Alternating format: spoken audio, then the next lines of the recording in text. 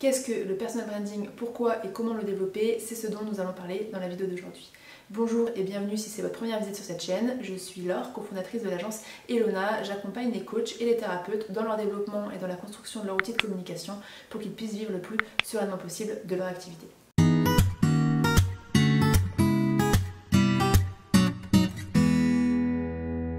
Entrons tout de suite dans le vif du sujet. Qu'est-ce que le personal branding et pourquoi on a décidé de venir vous en parler aujourd'hui? Simplement parce que c'est devenu un outil très puissant pour développer son activité, surtout quand on est indépendant.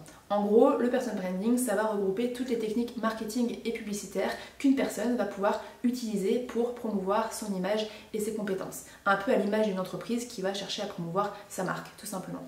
C'est un terme qui nous vient des États-Unis, qui s'est largement étendu en fait avec l'essor des réseaux sociaux, des business en ligne, et que nous on pourrait traduire en France par marque personnelle, voire même par image publique. C'est pas en réalité une idée nouvelle, ça existait bien avant Internet, on parlait simplement de réputation, mais c'est vrai que les possibilités offertes par le digital ont largement étendu le spectre des actions possibles lorsqu'il s'agit du personal branding.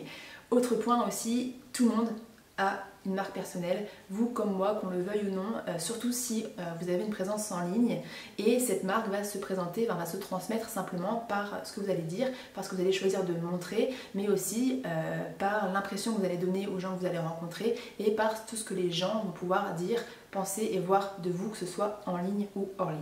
Alors pourquoi le personal branding est important pour votre activité? Simplement parce que l'image que vous allez transmettre est souvent la première porte d'entrée d'un nouveau contact ou d'un nouveau client potentiel. Une personne va vous trouver via vos réseaux sociaux, via internet, elle va peut-être entendre parler de vous via une connaissance ou à l'extérieur, mais faire des recherches sur Google, rechercher des avis, et tout ce qu'elle va trouver va l'aider à prendre une décision et à faire un choix, celui de passer par vous, de faire appel à vous ou non.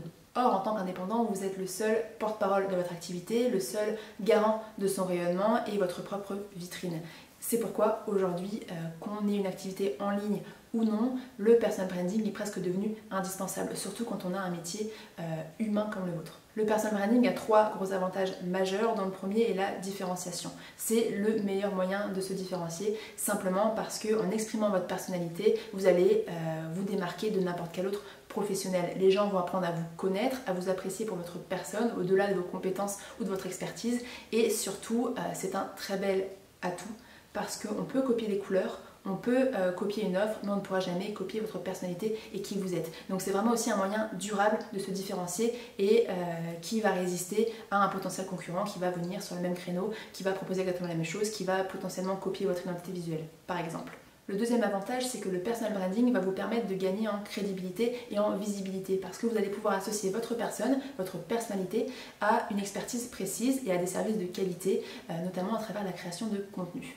Et ces deux premiers points, donc la différenciation et le gain de crédibilité, nous amènent à un troisième point, qui est que le personal branding va vous permettre de vous vendre en quelque sorte plus naturellement, parce qu'à la place de devoir constamment faire de la prospection active, aller chercher vos clients, vous allez les attirer à vous, toujours grâce à votre personnalité et à votre contenu. Voilà déjà quelques bonnes raisons de s'intéresser au personal branding, et sachez que bien exploité, ça peut même devenir l'outil numéro 1 de votre stratégie marketing. Il y a énormément d'indépendants qui vivent aujourd'hui et qui ont réussi à bâtir leur activité uniquement grâce à leur personal branding, grâce à une personnalité forte qui a su les démarquer de la concurrence et qui a su faire la renommée qu'ils ont aujourd'hui. Alors maintenant, la question, c'est de savoir comment vous allez pouvoir développer votre personal branding. On a choisi aujourd'hui de s'attarder sur 4 éléments qui nous semblent être les plus importants, dont le premier, le plus important de tous, puisqu'il s'agit d'abord d'être stratégique. Et qu'est-ce que j'entends par être stratégique? J'entends avoir bien défini ses objectifs. Vous devez savoir parfaitement pourquoi vous avez envie de développer votre personal branding, qu'est-ce que vous cherchez à faire.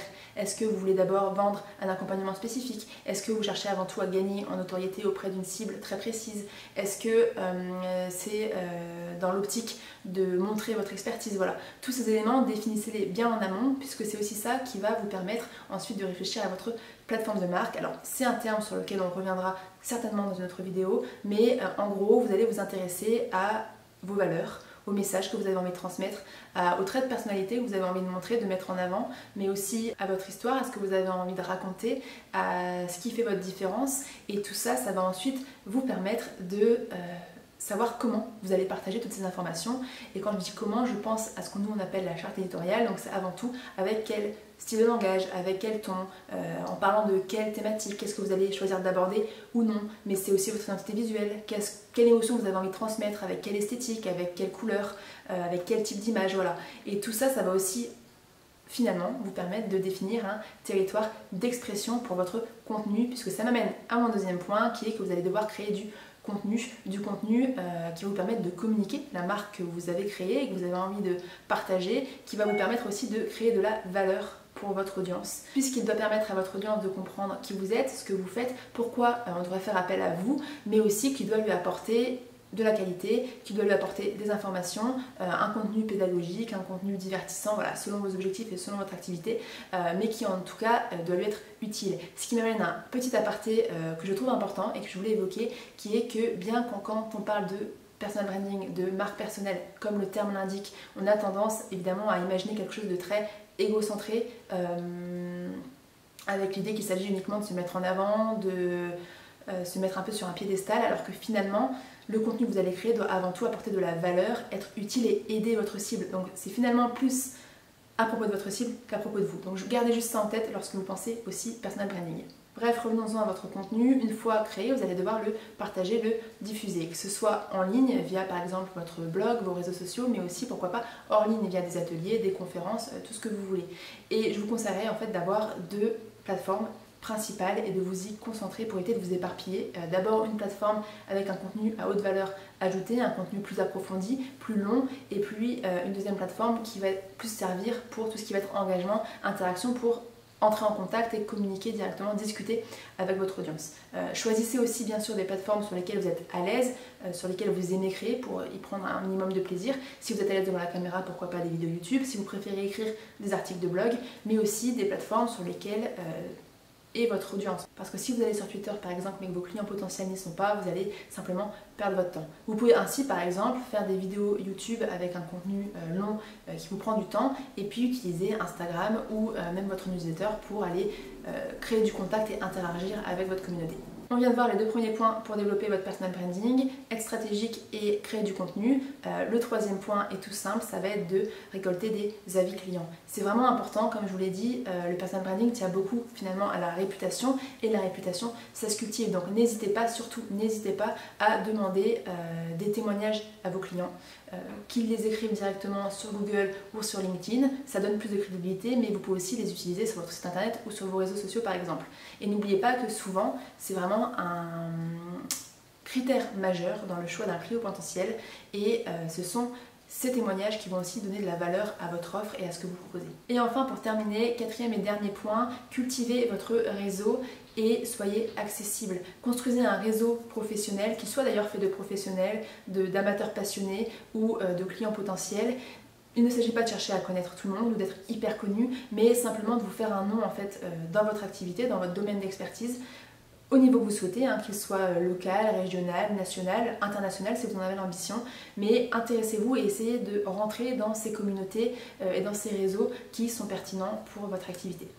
Voilà donc pour la vidéo d'aujourd'hui, j'espère qu'elle aura su vous être utile. On prendra le temps de revenir en détail sur plusieurs points qu'on a abordés aujourd'hui de façon relativement rapide dans des prochaines vidéos, donc n'hésitez pas à vous abonner juste ici pour être informé de la sortie de ces vidéos. En attendant, on est toujours active sur Instagram et sur le blog et sur LinkedIn où on diffuse aussi pas mal de conseils, donc je vous invite à nous suivre sur ces réseaux-là et je vous dis à très vite dans une prochaine vidéo.